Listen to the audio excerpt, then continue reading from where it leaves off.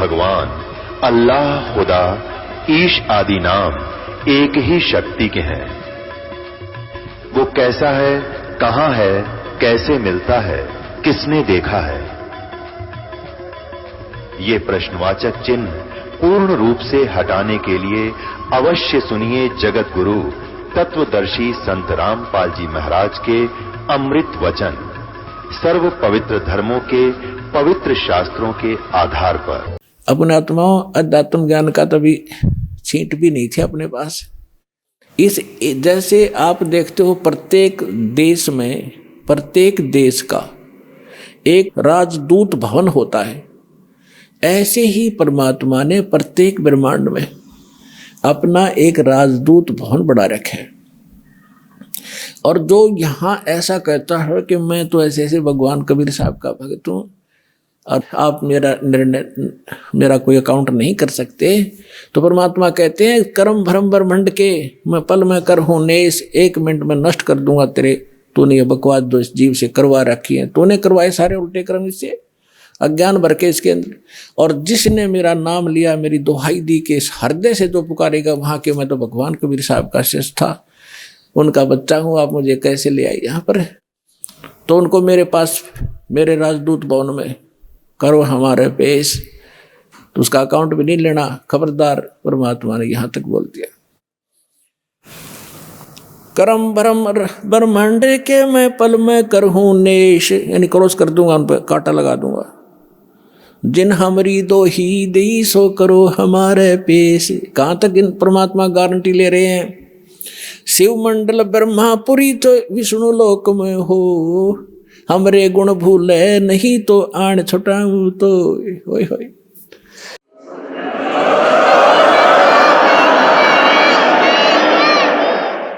पुण्यात्माओं, आप ऐसे समर्थ की शरण में आगे हो,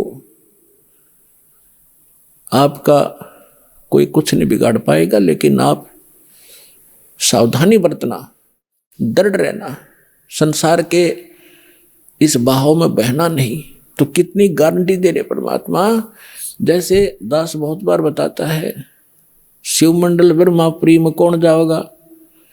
वो भोला जाएगा जिसने 1-2 वर्ष 4 वर्ष या नाम लेकर सारी साधना कर ली, वो उसका पुण्य इकट्ठा हो गया प्रत्येक मंत्रों का। अब वो फिर उसको काल कैसे ठगेगा? विष्णु लोक में जाएगा, विष्णु जी के मंत्र आपको दिए जाते हैं, इतना गजब का मंत्र है। एक का मंत्र का घना लाभ रहा, तो 108 डेली करते हो, तो वहां जाके विष्णु के लोक में आपका अलग से व्यवस्था की जाएगी। इतने धनी हो गए आप इस मंत्र से। और विष्णु के लोक में देवता बन जाओगे, रेस्ट हाउस में, वहाँ रेस्टोरेंट बना रखा है जैसे स्वर्ग के इसका, वहाँ रहोगे और जेब कटेगी आपकी। और आपका वहाँ ये गुण याद आ जाए कि हम तो गलती कर गए, हमने तो पूंजी अपनी खराब नहीं करनी थी, हमने तो इस सतलोक जाना था, या गलती बन गई। कहते वहाँ भी अगर हृदय से पुकारेगा 2 व्यक्ति जो गुरुद्रोही ना हुआ हो। गुरुद्रोही वो होता है नाम भी छोड़ जा और गुरु जी की निंदा करता अंडे जगह जगह घूमे, वो उसका तो नाश परमानेंट हो गया, वो तो खत्म सदा के लिए, कभी मनुष्य जीवन भी नहीं पाएगा आगे से, बहुत युगों तक। और जो वैसे अनजानपने में या गफलत काल करवाई देता कोई ना कोई, वो व्यक्ति, और वहां जाकर इस ज्ञान से उसको जरूर आभास होगा कि हमने तो वहां जाना था और यहाँ हम के बन गए। पुण्यात्माओं, आप देखना, मन की बकवाद है, चाहे आप प्रधानमंत्री बन जाइयो, फिर भी आत्मा भूखी नजर आओगी आपको कि कोई और वस्तु और है जो इससे हटकर भी चाहिए हमें। तो वहां जाकर के वो आभास होगा कि हमने तो वहां जाना था और ये तो हमने ये सुविधाएं तो प्राप्त नहीं करनी थी, ये तो हमारा नाश हो रहा। कहते वहां भी तो हृदय से पुकारेगा परमात्मा, कबीर जी हे सतगुरु गलती बन गई, मुझ नीच से छुटवाओ मुझे। कहते शिव मंडल ब्रह्मापुरी चाहे विष्णु लोक में हो, हमरे गुण भूला नहीं तो आण छुटाओ तो, तुझे वहां से छुटवा लाऊंगा। और फिर पुनः जैसे ही भक्ति युग चल रहा होगा तो पुनर्जन्म दिवा देंगे, और भक्ति युग समाप्त होने के बाद तो फिर बात गड़बड़ हो जाती है उसको भी। लेकिन जैसे फिर भी मालिक ने छुटा लिया, कहाँ रखेंगे? राजदूत भवन में रखेंगे। और वहां आपकी पूंजी को नाश नहीं होने देंगे, क्योंकि वहां भगवान के दरबार का, भगवान से फ्री सारा वस्तु मिलेगी आपको। लेकिन फिर आपको पुनः फिर जन्म दे देना पड़ेगा, क्योंकि मोक्ष तो यहीं से होगा। जो फिर नए सिरे तो भक्ति करोगे, गुरु के प्रति श्रद्धा रखोगे, ये सारी मर्यादा रखोगे, तो काम बहुत बढ़ गया। फिर आपका पृथ्वी पर जन्म दिया जाएगा तो आपके अंदर वही तीनों गुणों का दबाव होगा। आपके साथ इतने गजब के पुण्य होगे, आप पूरी पृथ्वी के राजा बन जाओगे। राजा बनोगे, फिर भगवान आएंगे, समझाएंगे, रे क्या कर रहा है, ये रास्ता ठीक नहीं, तो कोई नहीं सुनोगे आप। हमने धक्के खाते आ रही, तो इतना संग जन्म हो गया, हमने आप भटकता नहीं, हम सुनते नहीं भगवान की। पाप को सुनाने का तरीका दाता ने यूं अपनाया कि कलयुग में यूं कति पूंजी हीन हो लेगा, भक्ति इसकी रह को ना, इसकी दुर्गति शुरू होगी, और यूं सब जगह धक्के खा लेगा। जिन पूजाओं को श्रेष्ठ मानता था और जिन भगवानों को समर्थ मान रहा था, वहां भी इनको सहारा नहीं मिलेगा। फिर मेरे पास आएंगे तो यहाँ तो मालिक है, समर्थ है, आते सुख भी दूंगा, इनकी बुद्धि ठिकाना होगी, हाँ भगवान है तो यहाँ है। और फिर इनको मंत्र सुनाऊंगा, इनको फिर से चार्ज करूंगा। लेकिन पुण्यात्मा, वो समय घड़ा बढ़ा दिया आपने, तो यह गलती इब का ना करियो। नाम लो, दृढ़ रहो और भक्ति करो, कल्याण करवाओ।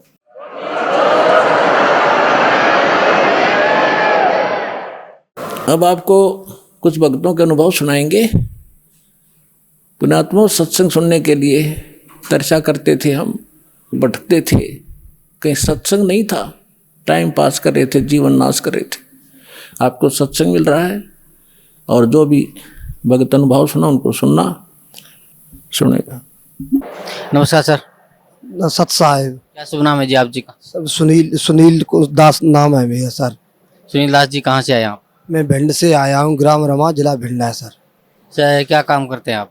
सर मैं अहमदाबाद में कलर का काम करता हूँ। सर परम संत सतगुरु रामपाल जी महाराज की शरण आने से पहले आप कौन सी भक्ति करते थे? सर हम शिव जी की करते थे, और वैष्णो देवी पे गए, और वहाँ पर हमने परिक्रमा लगाए, पैरों में खूब फलक पड़े, कुछ लाभ मुझे हुआ नहीं। फिर वहाँ से हम बैरावाल सोमनाथ गए और वृंदावन गए, वहाँ परिक्रमा लगाने से भी कुछ लाभ नहीं हुआ। जेब में हमारे पैसे पड़े, पैसे और चोरी हो गए। और फिर वहाँ से हम सब देवता निभाले, फिर उसके बाद में हम यहाँ आए। सर ये जो आपने भक्ति की, परिक्रमा लगाई, इससे आपको कोई लाभ नहीं मिला, फिर आप परम संत सतगुरु रामपाल जी महाराज की शरण में कैसे आए? सर हम ऐसे आए, आगरा जिला के हमारे ससुर साहब आए, उन्होंने मुझे बताया कि ऐसे आप सब जगह पे परिक्रमा लगाए, कहीं आपको कुछ लाभ नहीं मिला तो आप हमारे संग चलो, और हमारे गुरु जी के पास अगर आपको अच्छा लगे तो नामदान लेना, नहीं अच्छा लगे तो फिर बाद में लेना मजबूत होकर के। तो हमने कहा ठीक है चलेंगे।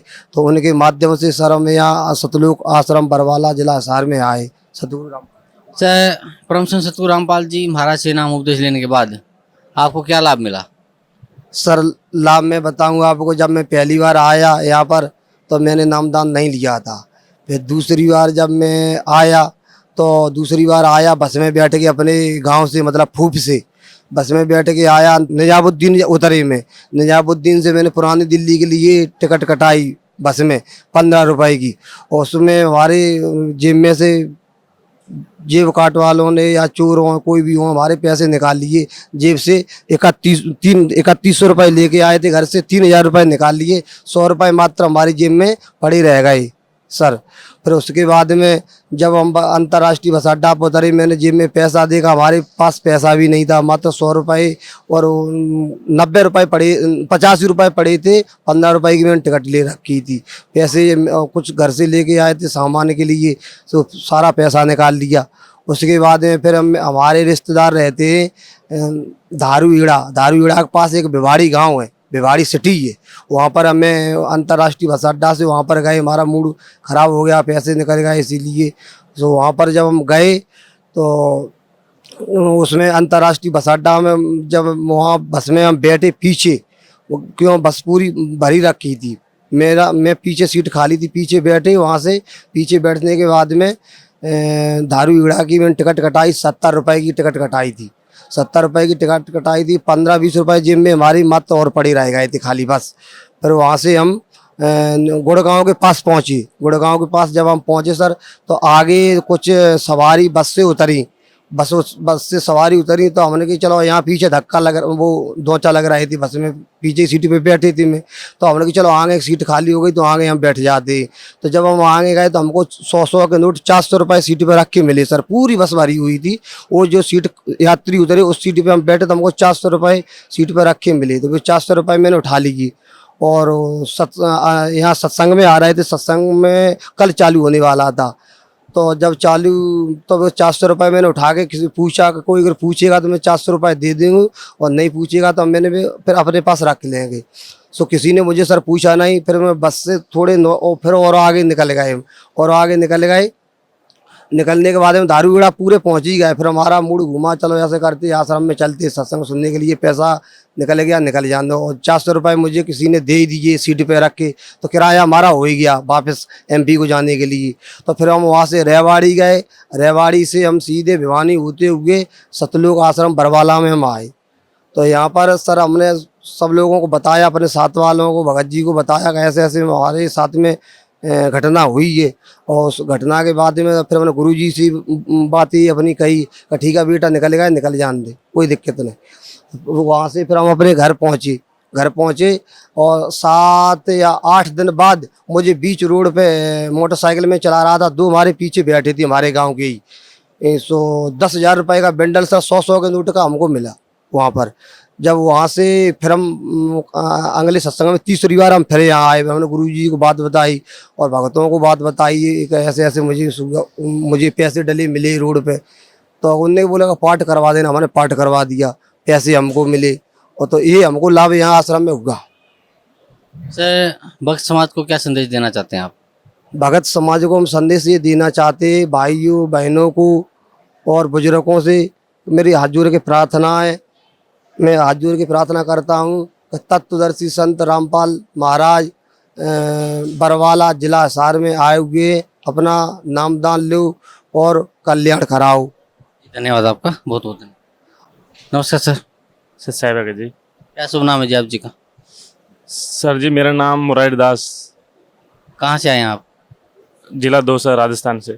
सर, परम संत सतगुरु रामपाल जी महाराज की शरण में आने से पहले आप कौन सी भक्ति करते थे? सर मैं सतगुरु रामपाल जी महाराज की शरण में आने से पहले मैं हनुमान जी की भक्ति करता था और मतलब देवी देवताओं की पूजा करता था। तो जो भक्ति आप देवी देवताओं की करते थे, हनुमान जी करते थे, उस भक्ति से आपको क्या लाभ मिलता था? सर इस भक्ति से मेरे कुछ भी लाभ नहीं हुआ। परम संत सतगुरु रामपाल जी महाराज की शरण में आप कैसे आए? सर मेरे ऊपर देवी देवताओं की परेशानी बहुत ज़्यादा आई हुई थी। 8-10 साल से मैं देवी देवताओं से परेशान था। जब से मैं छठी क्लास में पढ़ता था तो उस समय मेरे देवी देवताओं की परेशानी लगी हुई थी। जब से मैं 10th क्लास में पढ़ने लगा उस समय से मेरे को देवी देवताओं की परेशानी बहुत परेशान करने लगी। झाड़ फूँक करने वालों के पास और मतलब हनुमान जी की खूब सेवा भक्ति करी, उसके बाद में कोई आराम नहीं हुआ। इसके बाद मैं जयपुर काम करता था कॉलेज में, उसमें वहाँ से हमको जय गुरुदेव के लिए बोला किसी ने। जय गुरुदेव से अपने बैतूल के भगत गए थे, तो वहाँ आश्रम पे 2-3 दिन रुका तो मेरे 1.5 साल से कोई फ़ायदा नहीं हो रहा था। थोड़ा फ़ायदा पड़ जाता था, उसके बाद में परेशानी ज़्यादा हो जाती थी। तो मैं सुबह 8 नवंबर को सुबह जय गुरुदेव आश्रम पे नहा रहा था, तो अपने बैतूल से भगत जय गुरुदेव आश्रम पे जड़ोला चढ़ाने के लिए गए हुए थे। उनके बच्चे का कोई बच्चा हुआ था, तो उन्होंने जय गुरुदेव जी ने बोला था कि तुम्हारा बच्चा 5 साल का हो जाए तो आप जड़ोला चढ़ाना वहाँ पर। तो मैं आश्रम पे नहा रहा था, तो उस समय उन्होंने पूछा कि आप कहाँ से हो? तो मैंने बोला मैं राजस्थान से हूँ। तो आपको मैंने उन्होंने कुछ नहीं पूछा, मैंने बताया कि यहाँ पर जय गुरुदेव जी के देव देवताओं भूत प्रेत की परेशानी बहुत जल्दी ठीक हो जाती है, तो मेरे फ़ायदा नहीं हो रहा। तो उन्होंने बताया कि आप वहाँ चलो, हरियाणा चलो, संत रामपाल जी महाराज के चलो और आप 1 दिन में बिल्कुल ठीक हो जाओगे। तो मैंने मना कर दिया क्योंकि मेरे को यहाँ के बारे में कुछ पता नहीं था, मैंने टेलीविजन में नहीं देखा था। फिर मैंने उनसे नंबर लिए तो उन्होंने मेरे को बुक दिखाई। बुक दिखाने के बाद मैंने मना कर दिया।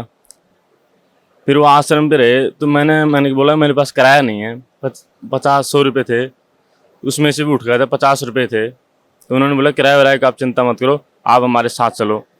फिर मेरे मन में थोड़ी शंका पैदा हो गई, अनजान आदमी थे वो, तो मैंने मना कर दिया कि भगत जी कभी फिर देखेंगे। तो उन्होंने फिर मेरे मन में आ गया कि आप 1.5 साल से परेशान हैं, तो अभी यहाँ वहाँ भी चल के देख लेते हैं, अगर फ़ायदा हो जाएगा तो ठीक है, नहीं तो 6 जगह हैं। फिर उनके साथ में वो तो आश्रम से बाहर निकले और मेरे मन में मतलब बहुत बड़ी खुशी हुई, और मैं गीले कपड़े थे उनको रख करके आश्रम से बाहर बहुत तेज़ से दौड़ा हुआ वहाँ आ गया। फिर उन्होंने बोला अब आराम से आओ, धीरे चलो आराम से, रात को गाड़ी है। सुबह 8 बजे हम वहाँ से आश्रम से बैठ गए थे। तो हमने वहाँ पर आश्रम पे खाना वाना खाया, जय गुरुदेव आश्रम पे, और रात को 8, साढ़े 7-8 बजे से हमने वहाँ से जय गुरुदेव आश्रम स्टेशन से बैठे। तो उस समय उन्होंने मेरे को ज्ञान गंगा पुस्तक दी, तो उस ज्ञान गंगा पुस्तक को पढ़ी तो मेरा मन बहुत अच्छा हो गया, और जब से मैं ट्रेन में बैठा तो मेरी आत्मा मतलब बहुत प्रसन्न हो गई। फिर यहाँ मैं आकर के 9 नवंबर को सुबह नामदान लिया। सर पहले आप जय गुरुदेव में थे और आपकी जो भूत प्रेत की बात आती वो ठीक नहीं हो रही थी, फिर आप परम संत सतगुरु रामपाल जी महाराज से आपने नाम उपदेश लिया, तो जो भक्ति सतगुरु रामपाल जी महाराज ने आपको दी है, उस भक्ति से आपको क्या लाभ मिला? सर इस भक्ति से मेरे को सबसे बड़ा लाभ तो ये हुआ कि ये परेशानी थी, भूत प्रेत की परेशानी, ये धीरे धीरे शांत हुई थी। इसके बाद में मेरे जैसे शिक्षा के क्षेत्र में मैंने एक कोर्स कर रखा था अग्निशमन का, इसमें मेरे को सफलता नहीं मिली थी, इसमें भी केस लग रहा था कॉलेज वालों के, तो वो रिजल्ट बनता 1.5 साल से, तो वो रिजल्ट भी आ गया परीक्षा का, सर उसमें मेरे को सफलता मिल गई। इसके बाद में सर मैंने मतलब बीए के कई साल के पेपर ड्यू थे, वो क्लियर नहीं हो रहे थे, इस वजह से देव देवता की परेशानी वजह से इस साल मैंने झूठ नहीं मिलता, मैंने 2-3 दिन के पढ़ के करके तैयारी दी है, वो सारे पेपर क्लियर हो गए। और अभी एक मतलब मेरा चेस्ट शरीर इतना पतला हो जाता था तो मेरा शरीर नहीं फूलता था बिल्कुल भी। यहाँ आने के बाद मैंने जब मार्च में मेरा फिजिकल था SSC-GD का, तो मैंने फार्म लगाया था, उसमें तो मेरा क्वालिटर आ गया। सर जी मैं वहाँ पर फिजिकल देने के लिए गया तो मैं रेस भी बहुत, मेरा शरीर बिल्कुल परेशान था उस समय, तो मैंने रेस कैसे कैसे कर ली। उसमें मेरे को पता था चेस्ट में निकलेंगे, तो चेस्ट में मेरा 77-78 बैठता था, तो वहाँ से मैंने परमात्मा के लिए अरदास लगाई मन में, तो मेरा चेस्ट पूरा 80 बैठ गया। और जो फिजिकल भर्ती करने वाले थे उन्होंने बोल दिया तुम्हारा चेस्ट नहीं बैठेगा, 78 बैठेगा, जो CRPF के जवान वगैरह थे। तो वहाँ मैंने चेस्ट ना पाया तो उन्होंने मेरा पूरा 80 बैठाना। तो उसके बाद में सर जी अब मैंने एग्ज़ाम दी है, तो एग्ज़ाम में पेपर बढ़िया हुआ है। सर भक्त समाज को क्या संदेश देना चाहते हैं आप? सर जी मैं भक्त समाज को यही संदेश देना चाहता हूँ कि सतगुरु रामपाल जी महाराज पूर्ण रूप से परमात्मा है, और इस 21 ब्राह्मण में किसी के पास भी सत साधना नहीं है सतगुरु रामपाल जी दास महाराज के अलावा। और मैं यही संदेश देना चाहता हूँ कि जल्दी से जल्दी नाम ले और अपना आत्म कल्याण करवाए। जी धन्यवाद आपका, बहुत बहुत धन्यवाद। नमस्कार सर। सर भगत जी। क्या शुभ नाम है जी आप जी का? नाम संतोष, भक्त संतोष दास, गांव चुन्हा, ग्राम पोस्ट चुन्हा, थाना जसो, तहसील नगौद, जिला सतना, मध्य प्रदेश। सर परम संत सतगुरु रामपाल जी महाराज की शरण में आने से पहले आप कौन सी भक्ति करते थे? पूर्ण संत गुरु रामपाल महाराज जी की शरण में आने से पहले हम भक्ति करते थे दुर्गा जी की, तो वो अपने से ही मतलब रुचि अपने से ही करते थे, तो उसमें हमको बस यही गुस्सा, क्रोध, अहंकार आता था। यहाँ तक आ गया था कि मतलब हमको हमारी मति इतनी मतलब इष्ट हो गई थी कि हम फांसी लगा के मरने के लिए भी तैयार हो गए थे। परंतु इसके ये होने के बाद ये जो झूलना बाकी था तो उसे गुरु जी की कृपा पहले हुई वहाँ पे, तो मेरे मन में आया कि चलो ये मनुष्य तन नहीं मिलेगा बार बार, चलो घर चलो। वहाँ से मैं चला आया घर में आया, 4 दिन में यहाँ घर में रुका, तो जो जिस कारण से तकलीफ होती थी वो कांटा परमात्मा गुरुजी वहीं निकाल दिए। सर परम संत सतगुरु रामपाल जी महाराज की शरण में आप कैसे आए? ये टीवी वगैरह चलता था, देखते थे थोड़ा बहुत, भगत जी गुरुजी का अपने चैनल थोड़ा सा ना देखे और फिर अपने गांव के भी आए थे भक्त लोग, तो उनके मोबाइल में सब गुरु जी का सत्संग रहता, सत्संग सुने तो मन में बहुत जमा अपने हृदय में मन की बात बहुत खुला लगी। अभी अपने को लगा कि जीवन अपना सफल हो गया। फिर इसके बाद जब ये मन में आ गया तो सोचे कि चलो जाएंगे। पहले सोच रहे थे कि पत्नी को भी साथ में लेके जाएंगे, भक्तमती को, लेकिन भक्तमती ने यही कहता था कि हम नहीं जाएंगे, जो आपको करना है करो, चाहे यहाँ तक कि छोड़ भी दोगे तो कोई अर्ज नहीं है। मैं बोला कि होगा, मेरे को तो जाना ही है, आप जाओ चाहे ना जाओ। मैं गुरु जी के शरण में अभी 6-7 माह हुआ है, तीसरी आई लगी है। अभी आया, जुड़ गया था, उसी पहली बार ही आया था, लेकिन आने के बाद यहाँ मेरे को ऐसा लाभ हुआ गुरु जी कि गुरु जी ने भक्तमती को भी यहीं ला दिए पहली बार ही। और मेरे मन में जो क्रोध उठता था, अहंकार था, वो भी कुछ समाप्त कर दिए गुरु जी। अब फिर भक्तमती भी यहीं आ गई। फिर भक्तमती के साथ में घर गया वापस, तो वहाँ वो भी सही है। अब जो और माता पिता भी क्रोध ऐसा लड़ा झगड़ा करती थी, तो वो भी माँ भी अभी इस सत्संग में आई थी, वो भी आके होके गई। अब पिताजी भी आ जाएंगे, ये मेरे को पूर्ण विश्वास है, गुरु जी की कृपा से पूर्ण विश्वास है। अच्छा, भक्त समाज को क्या संदेश देना चाहते हैं आप? ये अपने भक्त समाज को, गांव में जितने भाई हैं, अपने जितने भी संसार में भक्त समाज हैं, सभी भक्त समाज से नम्र निवेदन से प्रार्थना गुरु जी की कृपा से यही करता हूँ कि ये देरी मत करें, ये छोड़ दें कि हम हैं, करते हैं। हम तो एक पग भी नहीं चल सकते, उनके आदेश से ही सब कुछ होता है। उनका आदेश ना हो तो एक पग भी हम कैसे भी नहीं चल सकते, बोल भी नहीं सकते, यहाँ तक कि कुछ भी नहीं कर सकते हैं उनके आदेश पे। तो ये हम छोड़ दें कि हम कर रहे हैं, ये छोड़ कर गुरु जी के शरण में आए।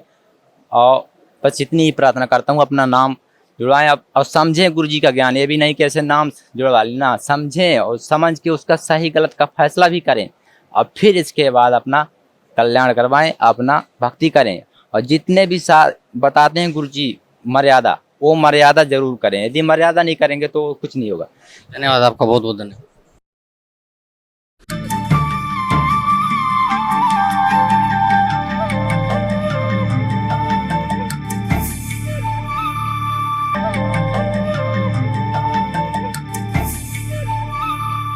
दर्शकों, दामाखेड़ा गद्दी नसीब श्री प्रकाश मुनि नाम साहिब जी के अस्वस्थ होने के कारण साधना टीवी के साथ आध्यात्मिक ज्ञान चर्चा में भाग नहीं ले पाए, जिस कारण उनके आदेशानुसार उनके विचारों को उनके द्वारा बताए गए प्रवचनों की सीडी कैसेट के माध्यम से आपके सामने रख रहे हैं, तथा उनके आदेशानुसार उनके परम शिष्यों डॉक्टर पारसनाथ जी तथा बांधवगढ़ गद्दी नसीब महंत श्री हरीश दास जी ने प्रकाश मुनि नाम साहिब जी के विचार साधना टीवी को बताए, वो भी आपके सामने रख रहे हैं।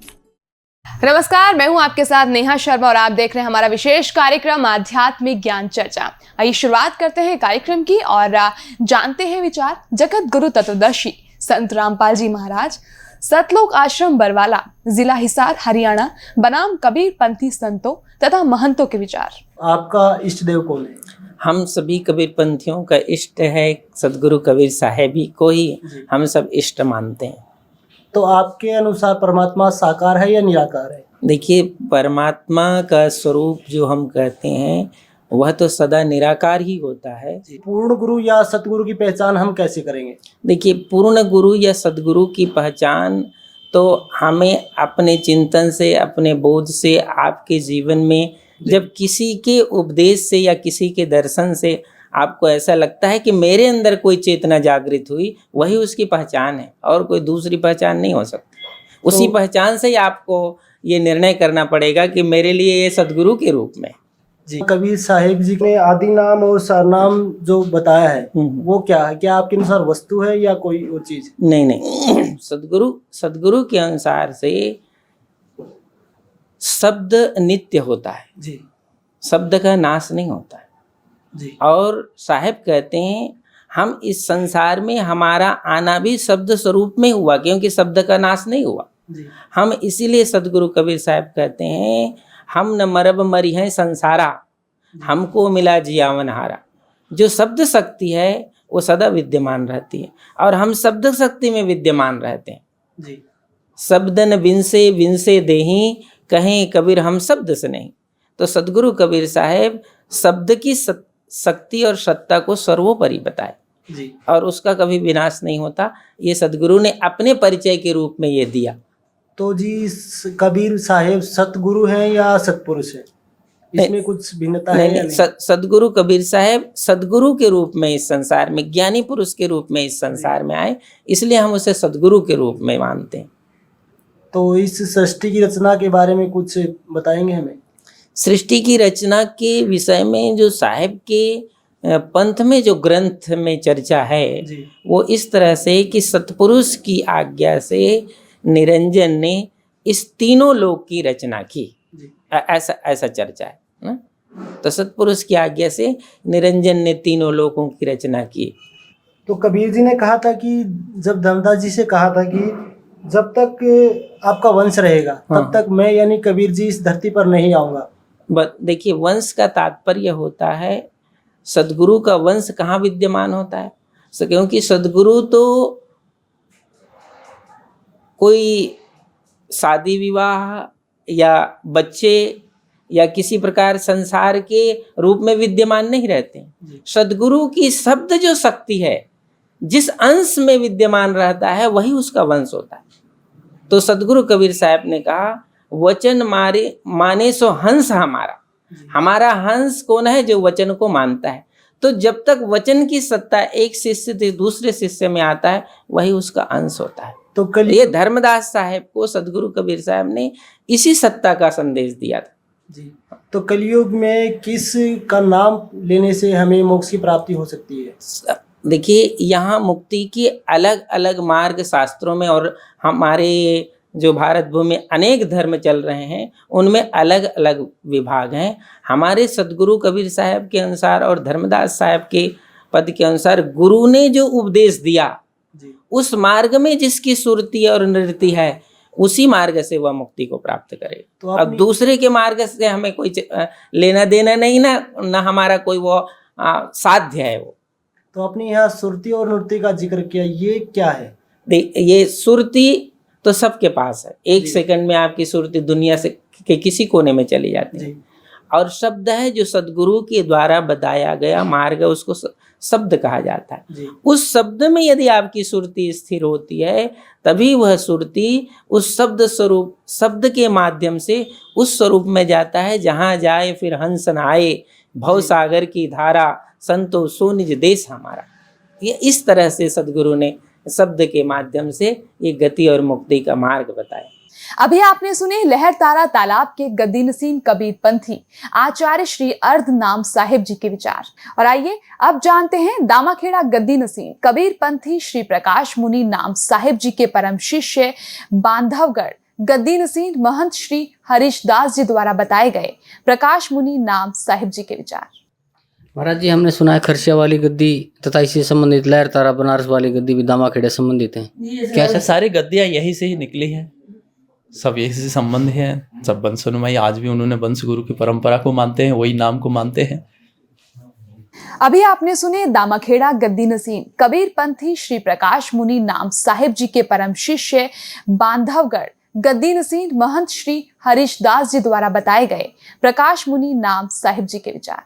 और आइए अब जानते हैं दामाखेड़ा गद्दी नसीन कबीर पंथी श्री प्रकाश मुनि नाम साहिब जी के परम शिष्य डॉक्टर पारसनाथ जी द्वारा बताए गए प्रकाश मुनि नाम साहिब जी के विचार। तो आप जी के जो पूज्य गुरु जी हैं वर्तमान में जो प्रकाश मुनि नाम साहिब जी, वो अपना इष्ट देव किसे मानते हैं? वो अपना इष्ट देव कबीर साहब को ही अपना मानते हैं। डॉक्टर साहब, परमात्मा को साकार मानते हैं या निराकार मानते हैं? परमात्मा तो मतलब निराकार ही है, लेकिन हमारे यहाँ निराकार और साकार का झगड़ा ही नहीं है। गुरु के रूप में परमात्मा को देखा जाता है और उनकी पूजा की जाती है और वो गुरु को ही परमात्मा माना जाता है। आप जी श्री धर्मदास जी की परंपरा में, आपके जो गुरु जी हैं वो श्री धर्मदास जी की परंपरा में कौन से नंबर के गद्दी नसीन हैं? वो हम लोगों के गुरु तो ये 14वें वंश गुरु थे। इनके प्रकाश नाम साहब के पिताजी और पंच श्री गिरधु नाम साहब, तो हम लोगों के वो गुरु थे और उन्हीं के पुत्र ये हैं। अब ये बैठे, ये भी हमारे गुरु हैं, आराध्य हैं। तो आप इनको अभी गुरु मानते हैं या गुरु भाई मानते हैं? नहीं, प्रकाश नाम साहब को गुरु मानते हैं। अभी आपने सुने दामाखेड़ा गद्दी नसीन कबीर पंथी श्री प्रकाश मुनि नाम साहिब जी के परम शिष्य डॉक्टर पारसनाथ जी द्वारा बताए गए प्रकाश मुनि नाम साहिब जी के विचार। और आइए अब जानते हैं जगत गुरु तत्वदर्शी संत रामपाल जी महाराज, सतलोक आश्रम बरवाला, जिला हिसार, हरियाणा के विचार। दंडवतम गोविंद गुरु बंधु अभिजन सोहे, पहले भये प्रणाम तिन नमो जो आगे होए। अब ये जैसे दामाखेड़ा वाले हैं, इनके सेवक से कोई पूछता है कि आपका गुरुजी कौन है, तो कुछ एज्ड व्यक्ति है, वो कहता है कि मेरे गुरुजी पंत श्री गिरध नाम जी हैं। और पंत श्री गिरध नाम जी श्री प्रकाश मुनि जो वर्तमान में दामाखेड़ा का महंत है, उसका पिताजी भी है और उनके गुरुजी भी हैं। फिर उनसे पूछा कि ये प्रकाश मुनि जो है वर्तमान के महंत जी दामाखेड़ा के, ये आपके गुरुजी हैं या गुरु भाई है? तो बोला भगत बिना ज्ञान कैसे बोला हुआ भाई?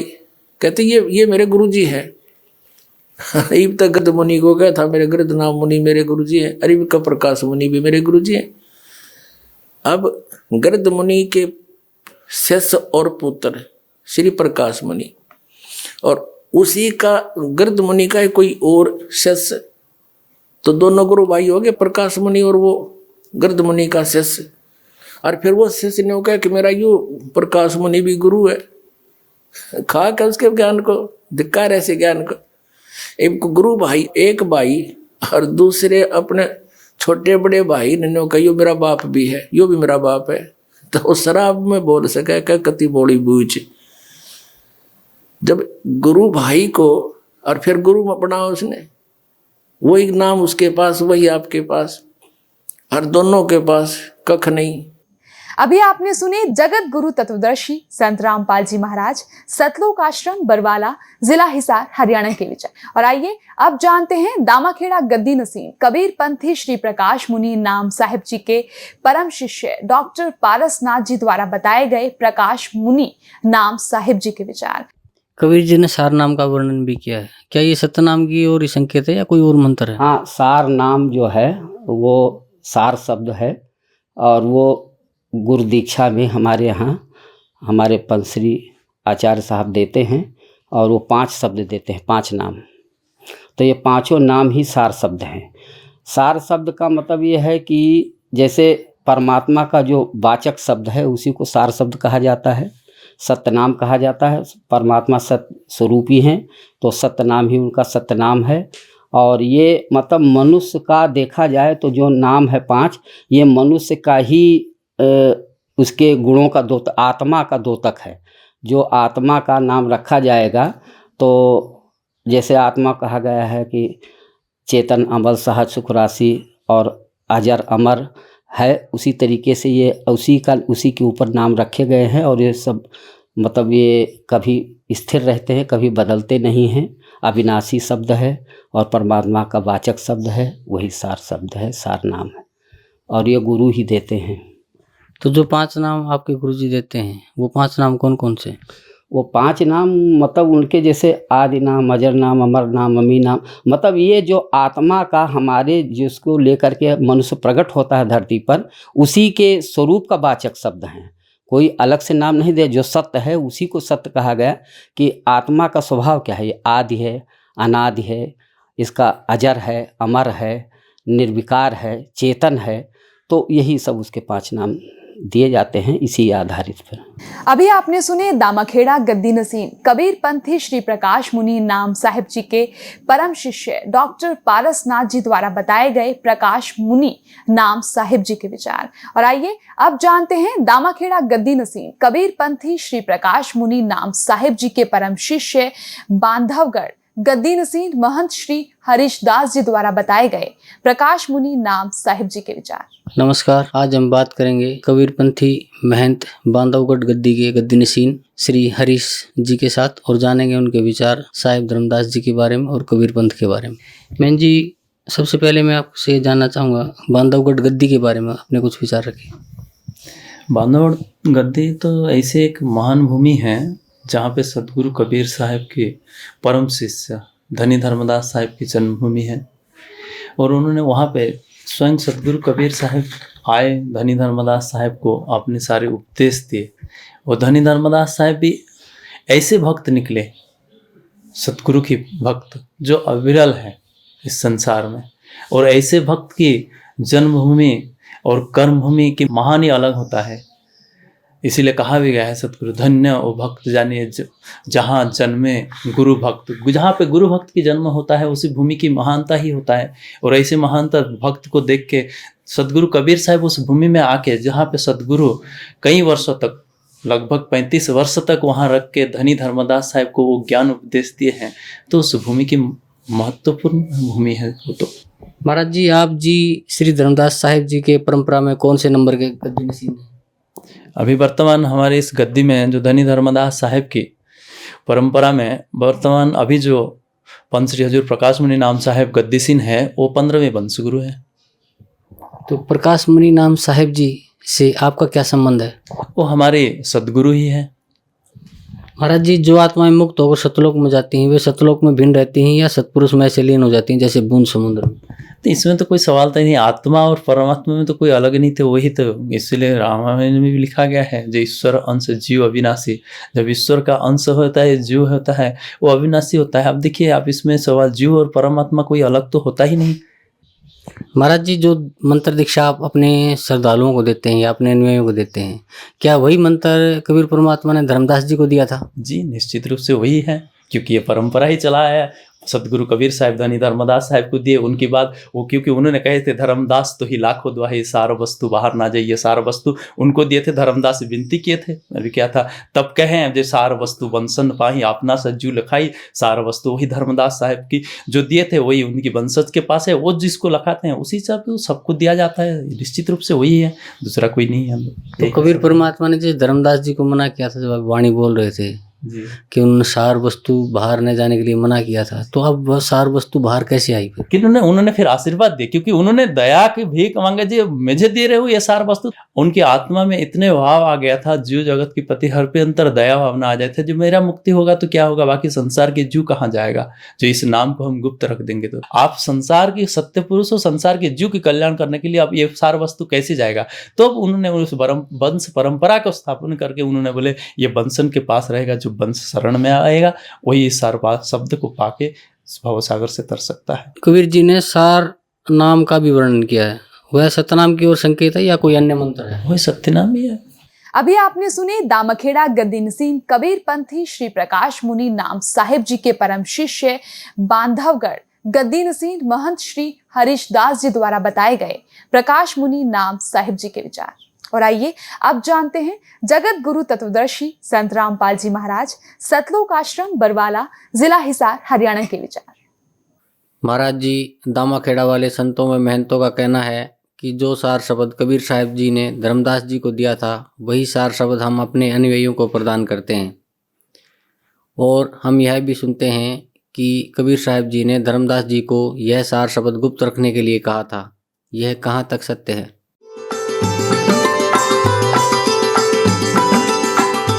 दंडवतम गोविंद गुरु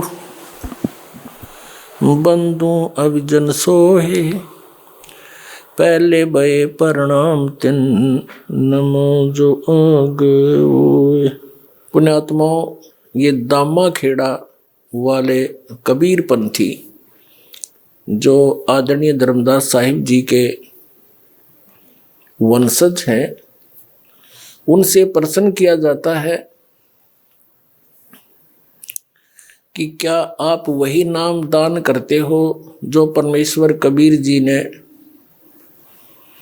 आदरणीय धर्मदास साहिब जी को दिया था?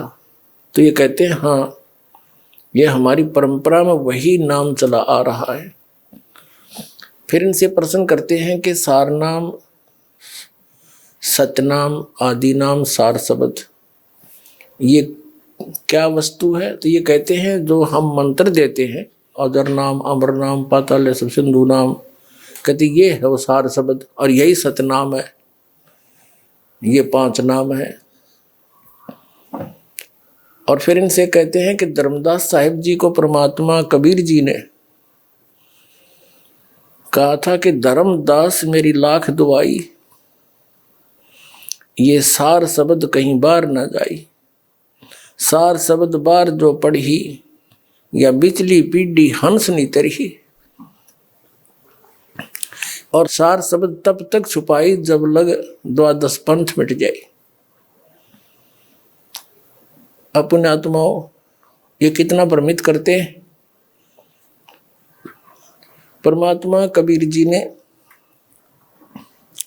धर्मदास जी से कहा था कि धर्मदास मेरी लाख दुहाई, और ये सार शब्द कहीं बार न जाई। तो इनके पास कहां से आ गया? ये कहते हैं हमारी परंपरा में चला आ रहा है। कबीर साहब ने जब मना कर दिया था कि इसको तब तक छुपाना जब तक ये 12 पंथ ना मिट जावे। अब ये 12 पंथ अब मिटेंगे।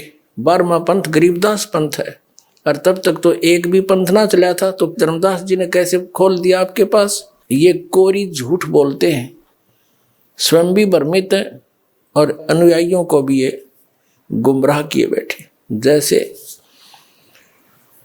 एक मोटा उदाहरण है, परमेश्वर कबीर जी ने इस सार शब्द को इतना कॉन्फिडेंशियल रखना था कि धर्मदास जी से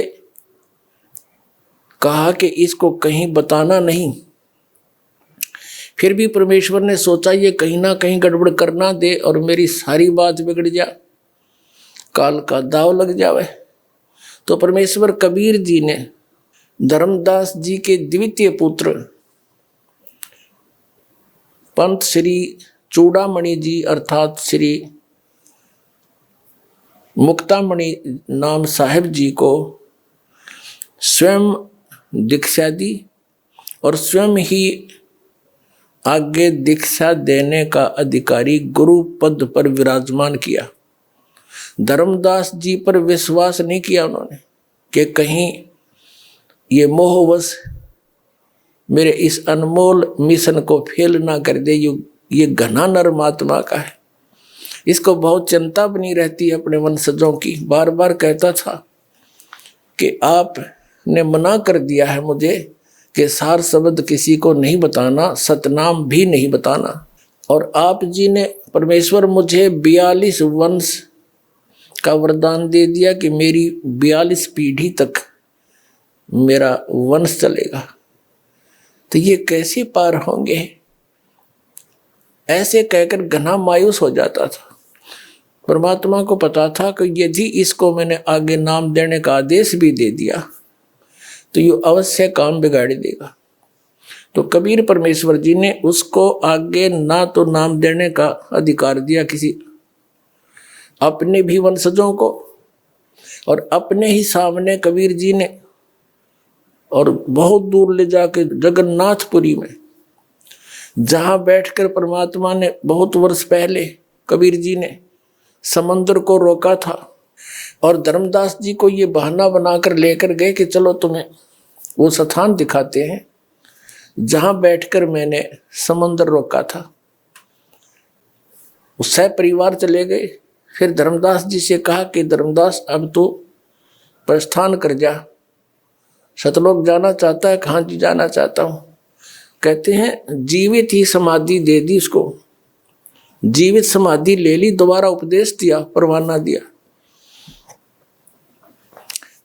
इस कारण से कि ये डगमग आदमी है, अरे सार शब्द ने कितना खोल देगा। लिखवा दिया उससे, लिख दिया उसने पूरा इस कबीर सागर परमात्मा की वाणी में। ये प्रमाण है उन्हीं के सदग्रंथों में लिखा है। दामा खेड़ा वालों की एक पुस्तक है आशीर्वाद, उस पुस्तक में ये प्रमाण है। और ये स्वयं भी बताते हैं खुद कहते रहते हैं कि ऐसे ऐसे धर्मदास जी ने जीवित समाधि ली थी और कबीर साहब साथ जा करके उनको समाधि दिलाई थी जगन्नाथपुरी में। इसे सवसिद्ध है कि कबीर परमेश्वर जी ने इस सार शब्द को और सतनाम को कितना कॉन्फिडेंशियल रखा, और ये कहते हैं हमारे पास वही नाम है, खा के इनके पास झूठ बोलते हैं, स्वयं भी भ्रमित है और अन्य अनुयायियों को भी ये मूर्ख बना रहे हैं।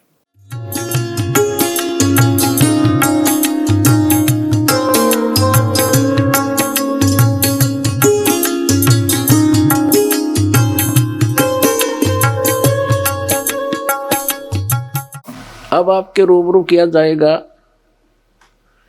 जो भक्तजन उपस्थित हुए हैं यहाँ पर, वो अपना कुछ आत्मकथा बताना चाहते हैं। परमेश्वर कबीर जी की शरण में आकर इस दास से ये सत साधना प्राप्त करके परमेश्वर कबीर जी से इनको क्या क्या उपलब्धियां हुई जो एक भगवान किया करता है। अब सुनिएगा इनके मुख कमल से। नमस्कार सर। साहेब क्या शुभ नाम है जी आप जी का? गोपाल दास मणिपुरी, ग्राम भनोरा, जिला बेमेतरा, छत्तीसगढ़। सर क्या काम करते हैं? खेती किसानी करते हैं। सर परम संत सतगुरु रामपाल जी महाराज से नाम उपदेश लेने से पहले आप कौन सी भक्ति करते थे? ऐसे तो मैं अपने जन्म कबीर पंथ के ही घर में हुआ है और मैं दामा खेड़ा हनुमाई धर्मदास का वंश आचार्य प्रकाश मुनि के अंदर था, परंतु मेरा मन शांति नहीं था। हमारे घर में कबीर साहब के नाम से चौका हर साल हर वर्ष होता था। हमारे घर में बहुत दुख पहुंचा। छोटे छोटे थे तब से हमारा माता पिता बहुत दुख उठाते थे। कभी हमारे जानवर मर जाते थे, कभी हमारे बहन गुजर जाते थे, फिर भी हमें शांति नहीं मिला और फिर भी प्रकाश मुनि को मानते रहे, सत्यनाम सत्यनाम कहते रहे, लेकिन गुरु भी बनाया। वो गुरु ने नहीं पहचान किए जैसे पूर्ण परमात्मा सदगुरु संत रामपाल जी महाराज बताते हैं। सर जो आप दामा खेड़ा से बता रहे हैं आप जुड़े हुए थे प्रकाश मुनि नाम साहिब जी से, आपने नाम उपदेश ले रखा था, तो वो क्या भक्ति बताते थे आपको? जैसे प्रकाश मुनि से नाम साहब का जो पंजा अधिकारी महंत था उससे मैं दीक्षा लिया था। हडवा का महंत मोहन दास जी महंत, उसने जब गुरु दीक्षा किया तो बोला कि सत सुकृत आदि अजर अमर, यही नाम जीवन सो काम, खोलो कुंजी खोलो कपाट, पांच छले मुल्क की धार, धर्मराज अजर मुख खोला, यही नाम दिया था। फिर सर आप परम संत सतगुरु रामपाल जी महाराज की शरण में कैसे आए? क्या है, मैं बचपन से थोड़े से सतगुरु कबीर साहब का वाणी वचन सुनता था। अपने घर में साधु संत आते थे उसके द्वारा सुना था और उसको सुनकर छोटी छोटी पुस्तक भजन गाया करता था। धीरे धीरे मैंने रामचरितमानस में जाकर एक वक्ता के रूप में बैठा और वक्ता करते करते ग्रंथ में अनुराग सागर का प्रचार में लग गया। उसके बाद तो भी से मेरा मन संतुष्ट नहीं हुआ, फिर दूसरा गुरु किया। उस गुरु का नाम था चतुरदास मानिकपुरी महंत, बेमेतरा के पास तरिया गांव का। उसने मुझे 5 नाम दिया, उस नाम का मैंने जाप किया। उस नाम में था ओहम सोहम कोहम पोहम जोहम, इस नाम का मैं भक्ति करते था। फिर भी उसके बाद मेरे जीजा ने बोला कि आप वक्ता बन बैठे हो लेकिन आपको गुरु का आशीर्वाद नहीं है। फिर मुझे झटका पहुंचा और उसने बोला कि आप साधना चैनल पे, ये 2010 की बात है, साधना चैनल पे आप देखना कि वहाँ 8 बजे सदगुरु रामपाल जी महाराज के रूप में एक संत आता है और वो प्रमाणित कर पूरे सारे ग्रंथ का प्रमाण दिखाता है। जब मैं देखा उसी दिन मेरा आत्मा को पूरा शांति हुआ कि यही है संत जो मैं बचपन से खोज रहा था। क्योंकि मुझे हमारे गांव में आसाराम बापू का पंथ वाला बोला कि आप आसाराम बापू के पास चलो और आप नाम दीक्षा लो। मैं उन भक्त को बोला कि आसाराम बापू जो प्रवचन करता है, जो सत्संग में भजन गाता है, वो तो पूरा कबीर साहब का वाणी है, मैं उसके शरण में नहीं जा सकता हूँ और जिसके अंदर मेरा हृदय झुक जाएगा वही मेरा पूर्ण परमात्मा है। जब उस दिन टीवी में सदगुरु संत पूर्ण परमात्मा संत गुरु संत रामपाल जी महाराज को दर्शन किया और उसका प्रवचन सुना, उसी दिन से मैं निज दिन दूसरे के कह के घर में जाकर वो टेलीविज़न के द्वारा, टीवी के द्वारा सत्संग सुनता रहा। फिर मैंने यहाँ आने के लिए, बरवाला आश्रम आने के लिए पैसा धीरे धीरे करते करते और एक दूसरे से सहयोग लेकर फिर मैं दूसरे अपने जीजा जी को बोला कि जीजा जी आपको मेरे साथ कहीं जाना होगा। तो बोला कहाँ जाएंगे? मैं उसको बताया कि टीवी में ऐसा ऐसा संत आता है और संत मेरा निवारण कर सकता है। फिर मेरा जीजा कहा ठीक है, तू कहता है तो मैं आपके साथ जाऊंगा। मैं फिर समय बताया कि इस दिन मैं नागपुर आ रहा हूँ और आप मुझे वहाँ ले जाना और आप टिकट कटाना। फिर हम दोनों आए और जैसे यहाँ आए तो यहीं पर परमात्मा दर्शन दे रहा था। परमात्मा ने दूर से हमें पहचान लिया कि आज नए आए हो, धन्य तुम्हारा भाग। उसी दिन कहा परमात्मा आप तो सब कुछ जानते हैं।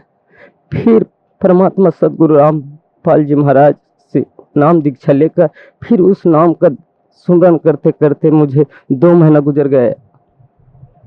सर, परम संत सतगुरु रामपाल जी महाराज से नाम उपदेश लेने के बाद आपको क्या लाभ मिला?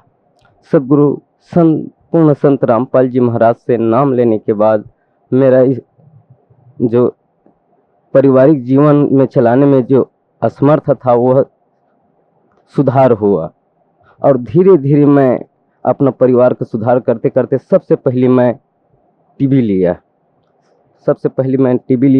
7,000 का टीवी लेकर सदगुरु पूर्ण संत परमात्मा सदगुरु रामपाल जी महाराज का कथा प्रवचन सुनता रहा। उसी बीच में मुझे काल ने एक रात को सपना में आया और काल ने सपना में आकर दाढ़ी रखा था, काला सा था, हिष्ट पुष्ट। उसने मेरा इस नाभि पे एक क्षण का एक सिरा दबाया और एक सिरा मुख में दबाया। देखता हूँ तुम्हारा गुरु कितना पावरफुल है। फिर मैं उस समय घबरा गया। घबराते घबराते सदगुरु जो रामपाल जी ने महाराज ने जो नाम दिया था उस नाम का प्रथम नाम इस रूप में जो मिला है उस नाम का याद हुआ। उतने में वो काल ने पसीने हो गए। फिर उस समय काल ने छोड़ा। उसके बाद फिर मैं एक मवेशी, एक जोड़ी बैल बांधा। बैल बांधने के बाद मैंने खेती किसानी में तन मन धन लगाकर फिर कमाने लगा और इसके आदेश अनुसार के नियम का पालन करते करते मैंने अपना परिवार में चलाने में समर्थ हुआ। आज गुरु यही मुझे पूर्ण मिला जो गुरु का प्रमाण बताते हैं सब संत लोग। गो यानी अंधकार को प्रकाश में ले जाने का नाम ही गुरु है। लेकिन आज मुझे सच्चा प्रकाश, सच्चा परमात्मा से मेल दिखाने के लिए यही पूर्ण परमात्मा है जो आज मैं उनकी शरण में 2012 से जुड़ा हूँ और ये मेरा 7वां बार है। सर, परम संत सतगुरु रामपाल जी महाराज से नाम उपदेश लेने के बाद आपको काफ़ी लाभ मिला। पहले आप जो भक्ति करते थे उससे आपको कोई लाभ नहीं मिल रहा था। तो सर, भक्त समाज को क्या संदेश देना चाहते हैं आप? भक्त समाज को तो मैं प्रथम यह संदेश देना चाहता हूँ क्योंकि हमारे छत्तीसगढ़ में प्रकाश मुनि के नाम दबाव के नाम से कोई नहीं आना चाहता है यहाँ। वह तो कहता है कि हमें कहता है कि वो भटक गए और उसने भटक गए कहता है और उसको खुद शुगर बीमारी हो चुका है। जो हम यहाँ से गया जनवरी में नाम लिया और जनवरी माघ के महीने में पूर्णिमा वहाँ मेला लगता है। उसी समय मंच में बोला प्रकाश मुनि नाम साहब जी ने कि मुझे शुगर का शिकायत है। हमें ये पूर्ण संत परमात्मा सदगुरु रामपाल जी जो भजन के एक पंक्ति बताते हैं कि सारा जग रोगी अरे सदगुरु वैद्य न जाने। आज स्वयं जिन डॉक्टर बताते हैं और अन्य संत को झोला छाप डॉक्टर की उपमा देता है जो प्रकाश मुनि नाम साहब आज खुद रोग से ग्रस्त है। तो जो स्वयं रोग से ग्रस्त है वो अगला का क्या रोग छटवाएगा। और सदगुरु बंदी छोड़ सदगुरु कबीर साहब जब आए थे तो बादशाह सिकंदर लोधी का जलन पीड़ा हटा दिया और इन वंशा का आचार्य कहते हैं कि हमारे धर्मदास के वंशा से ही मुक्ति होगा और बोलता है कि 42 पीढ़ी के चलते तक के कोई सदगुरु नहीं आएगा। और तो फिर मैं जवाब दिया कि गरीबदास को क्यों बाद में मिला जब धर्मदास को पहले नाम दिया था तो गरीबदास को क्यों दिया। और आपका कबीर सागर में लेके जब मैं यहाँ से जाने के बाद पूरा कबीर सागर का खोज किया मिलाया पूरा प्रमाण मिला। धर्मदास तो है लाख दुहाई सार शब्द कहीं बाहर न जाए, सार शब्द यदि बाहर जाए बिजली पीढ़ी हंस नहीं करे है। आज इन लोग इस प्रवचन का नहीं प्रचार करते हैं। जैसे पूर्ण संत परमात्मा सदगुरु रामपाल जी हर संत का पूरा प्रमाण दिखाता है लेकिन वो सिर्फ एक धर्मदास का ही प्रमाण रखता है। और चौका की पद्धति से हमसे बचा जाओ। चौका से हमें ये सारणी मिलता है जैसे रचना लोक का सो चौका विस्तार। एक तो बैठे वंशुता या पूरा कड़िया, वो तो चौका एक नक्शा है, जैसे लोक को चौका को देख रहे हो उसी प्रकार वह लोक है, एक समझाने के लिए रखा है। लेकिन हम आज चौका को ही मेन मान बैठा था।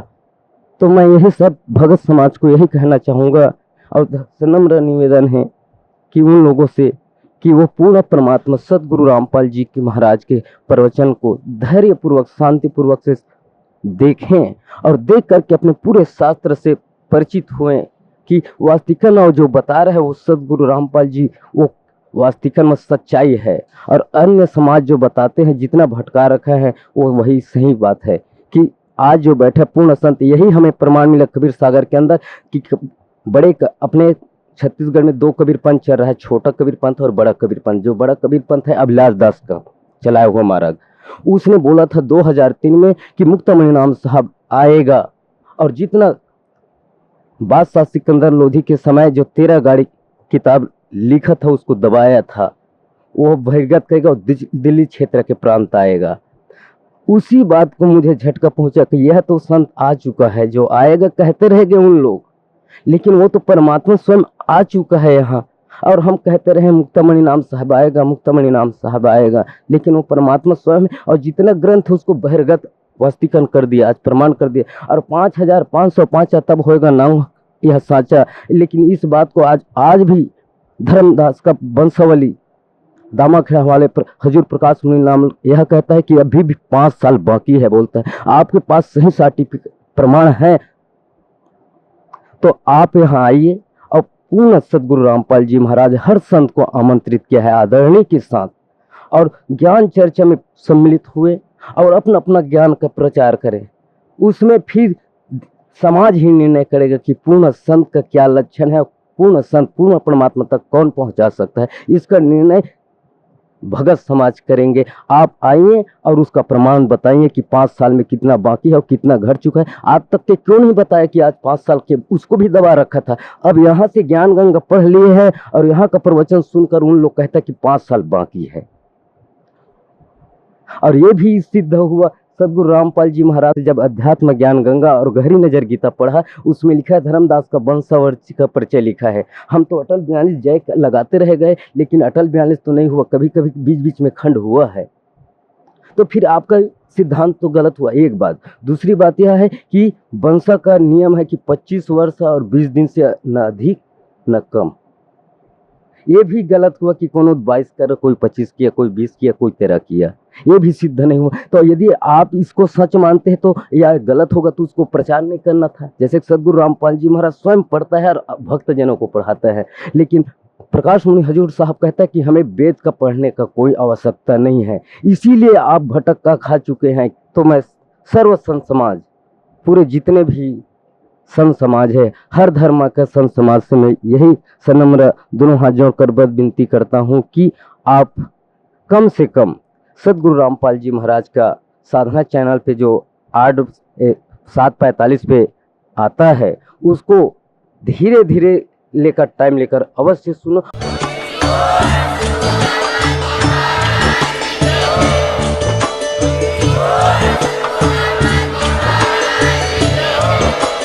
आप सुन रहे थे जगत गुरु तत्वदर्शी संत रामपाल जी महाराज जी के मंगल प्रवचन। अधिक जानकारी के लिए विजिट कीजिए हमारी वेबसाइट www.jagatgururampalji.org। संत रामपाल जी महाराज जी के शुभ आशीर्वाद से पूरे विश्व भर में 500 से भी ज्यादा नाम दीक्षा केंद्र हैं, जिन पर संत रामपाल जी महाराज जी द्वारा ऑनलाइन निशुल्क नाम दीक्षा दी जा रही है। अपने नजदीकी नाम दीक्षा केंद्र का पता करने के लिए संपर्क करें 8222880541।